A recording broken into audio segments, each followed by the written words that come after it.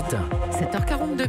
Figure libre avec Adria Mutuelle, la couverture santé des particuliers et des entreprises. Retrouvez-nous dans nos agences et sur adria.fr. Adria Mutuelle, chaque jour être bien.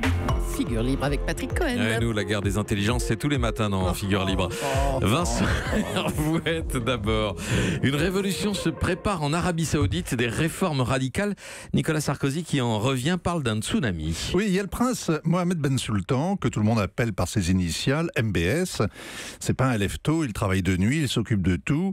Les réformes économiques, la gestion du pétrole, la défense, la guerre au Yémen qui s'enlise, le blocus du Qatar qui s'éternise, de la lutte antiterroriste et de son vieux père, le roi. Son autre surnom, c'est Mr. Everything. Et comme il avait veillé très tard mardi, les 2500 participants d'un forum international qu'il devait ouvrir l'ont attendu pendant des heures dans un palace à Riyad. Le prince est arrivé à 15h.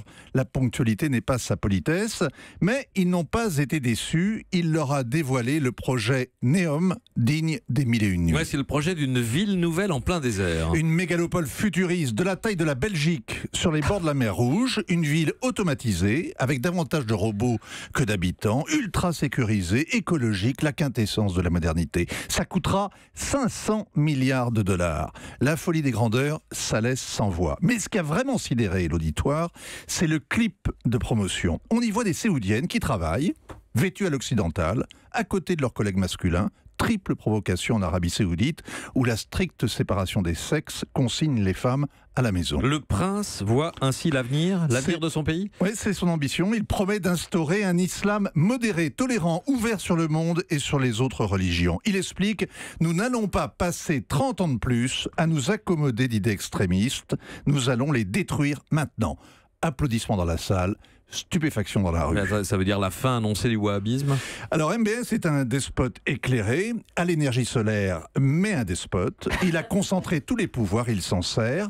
Le mois dernier, il a embastillé des prédicateurs et ensuite le roi a donné aux femmes le permis de conduire. Depuis un mois, MBS a promis des cinémas, une hérésie dans un pays qui se voit comme une mosquée. Il a aussi annoncé que 5% de l'Aramco, la firme pétrolière nationale, serait mise en vente l'an prochain. Sans parler du rapprochement soudain avec l'Irak contre Daesh. Tout ça en un mois. On raconte même que MBS aurait fait un aller-retour en Israël. C'est dire si le prince enflamme les imaginations. Est-ce qu'il peut réussir ? Alors c'est le jour de la prière. Essayez, Patrick, elle ne sera pas superflue.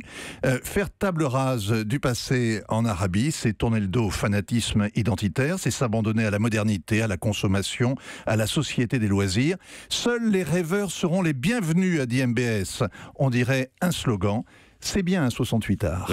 Vincent Hervouette. Axel ? Oui, dans cette affaire, on peut dire merci à la chute des prix du pétrole, parce que c'est bien cette chute du prix du baril qui a achevé de convaincre les dignitaires d'Arabie Saoudite que leur modèle qui reposait sur le tout pétrole n'était pas durable et qu'il fallait justement inventer un nouveau modèle, un autre modèle économique que vous venez de nous décrire. Oui, mais avec le pétrole à $50, c'est la ruine du pays. Ils sont morts.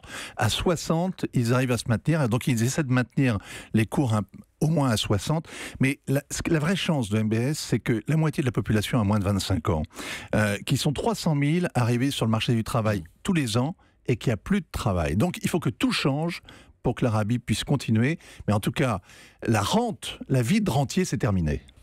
Oui, c'est passionnant. Merci Vincent Hervouette. Europe 1.